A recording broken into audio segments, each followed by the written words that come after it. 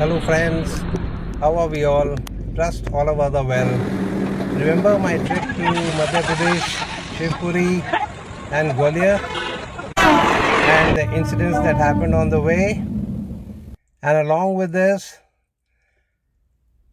one also comes across sightseeing, and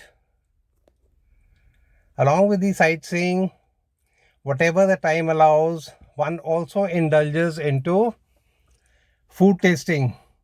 And we started with the coconut that was just outside Scindia's palace, and it was beautiful and natural, a drink along with sightseeing on the road in the night and in the day just before we left for Shivpuri.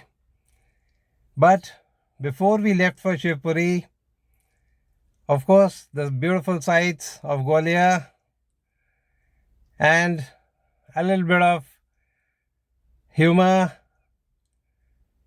a lot of photography, whatever the time allowed, and then we started with food tasting. So these were the sandwiches, and this was the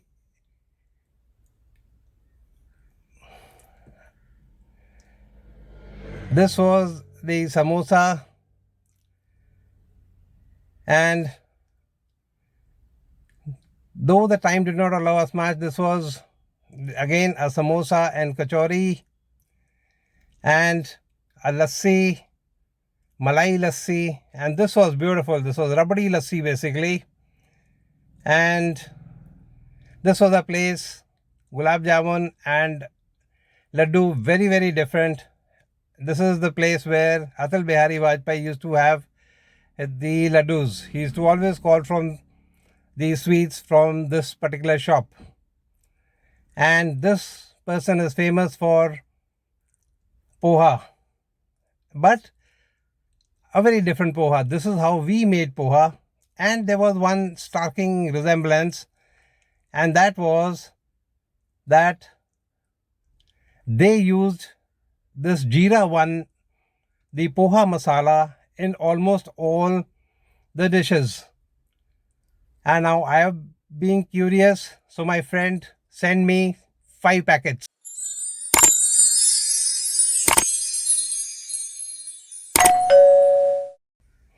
And I said, okay, let me try. So what I did, I boiled some potatoes, combined them with green chilies, onion and coriander. And I wanted to make a mix. Along with this, I used 1 teaspoon of Jeeravan Masala. So I wanted to make a mix and then make something out of this. So this is how I started. And just 1 teaspoon, and I mashed the potatoes after boiling them, and I mashed them not very fine but coarse, and then it was time to cook them. So I started off with cooking. The pan came on, and when the pan was hot, as usual, I took the fresh extracted kachi ghani or cold pressed mustard oil in my kitchen, twice filtered, and when the oil came to smoking point, I reduced the flame as usual by 1/3, and I added the onions to it. Once the onions had been added,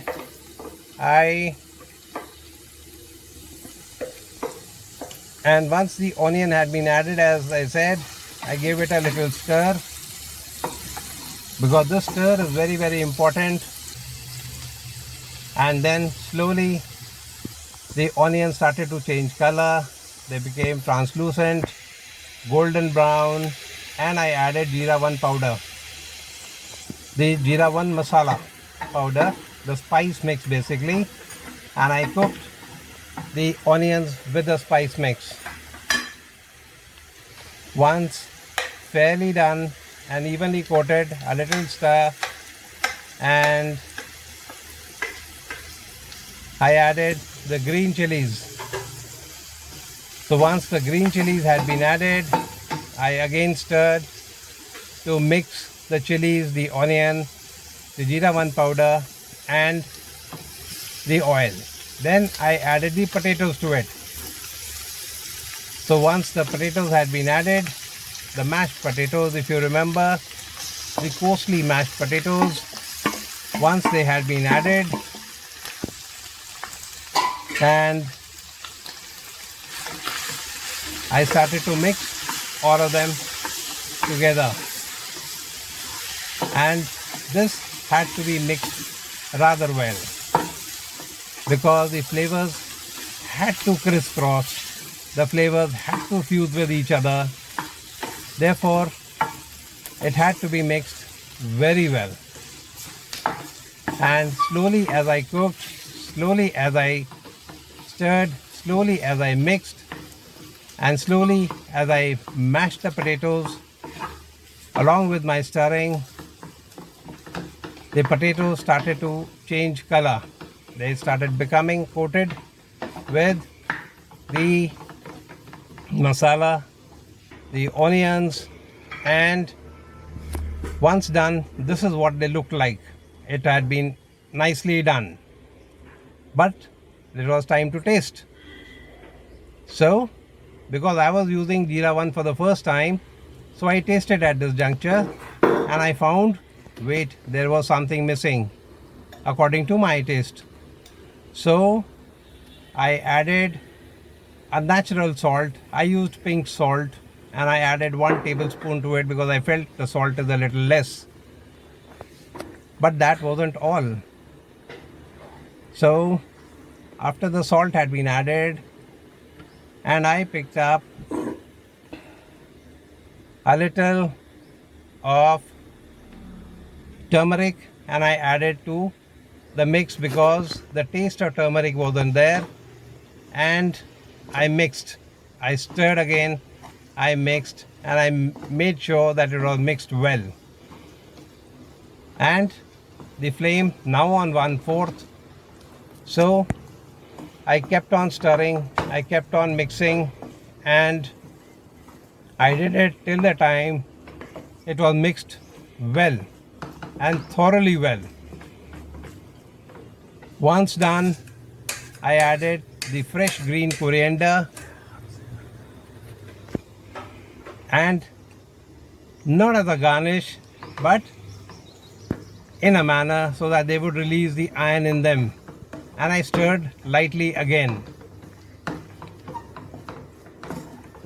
and so lightly that, but they must it had to be mixed well.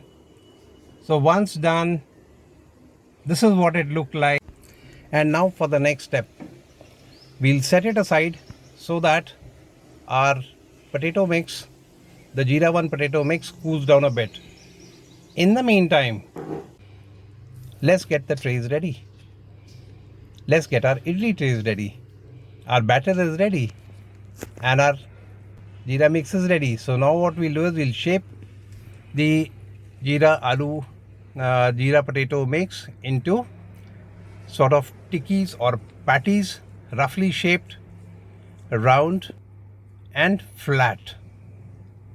We'll shape them according to the molds that are available with us. So I have 7, so there we are. I have molded 7 patties. After this, as usual, as we make idlis, we'll grease the idli mold, and we'll grease the idli mold well with oil or butter. Once done, 1/3 of the idli mold we'll pour with the idli batter, and we'll allow this batter to settle a bit. We will not duff it at present. One by one, we'll fill all the idli molds by 1/3. So they're done. Now let's place the potato tikki that we had shaped earlier exactly in the center of the mold, and one by one into all the molds. Now the rest of the idli mold, now we'll fill it up with batter, and we'll fill it just a little less, because remember, once we steam, the idli batter is going to fluff out also. So just a little less, and when done, we are going to duff it once or twice so that the batter spreads evenly. So once done, let's light the fire again. That is what we chefs always do. Light the fire. So there we are. The steamer's on. Preheat the steamer and wait till the steamer is hot. Once the idli steamer is hot, let's remove the lid. Look, the steam is coming out and our idli steamer is really hot. So in goes the tray, one by one on top of the other. Once the trays are placed, let's shut the lid and cook for 20 minutes. So after 20 minutes, put the flame out and remove the lid. There, beautiful. The idlis are done.